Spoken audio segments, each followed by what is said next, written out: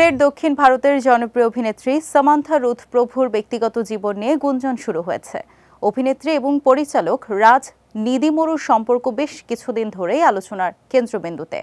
তবে সম্প্রতি Samantha social মিডিয়ায় বেশ কিছু ছবি শেয়ার করেছেন, যা দেখে নেটিজেনদের অনেকেই বলছেন সম্পর্কটিকে প্রকাশ্যে আনতে চলেছেন তারা। ৮ জুলাই বিকেলে নিজের ইনস্টাগ্রামে সাম্প্রতিক ভ্রমণের দারুণ কিছু মুহূর্ত শেয়ার করেছেন সামান্থা, যেখানে অভিনেত্রীকে রাজ নিদিমুরুকে জড়িয়ে ধরে হাঁটতে দেখা গেছে। এরপর থেকে সোশ্যাল মিডিয়ায় এই জুটিকে নিয়ে মিশ্র প্রতিক্রিয়া জানাচ্ছেন নেটিজেনরা।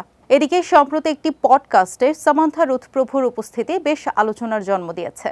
সেখানে তিনি তার অভিজ্ঞতার মধ্যে একটি বিষাক্ত সম্পর্কের কথা উল্লেখ করেন।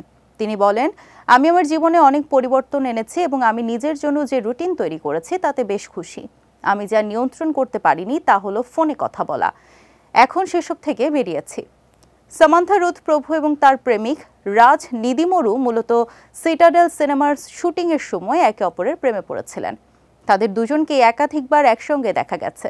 সবাই তাদের প্রেম নিয়ে তুমুল আলোচনা করলেও সামান্থা বা রাজ কেউই আনুষ্ঠানিক ঘোষণা দেননি এই সম্পর্কের। অভিনেত্রীকে শেষবার শুভম ছবিতে একটি ক্যামিও চরিত্রে দেখা গিয়েছিল।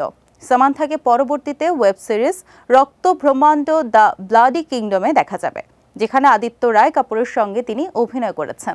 2017 সালে সামান্থা ও দক্ষিণী সুপারস্টার নাগার্জুনের ছেলে নাগা চৈতন্য বিয়ের পিঁড়িতে বসেন, কিন্তু তাদের সংসার বেশি দিন টেকেনি।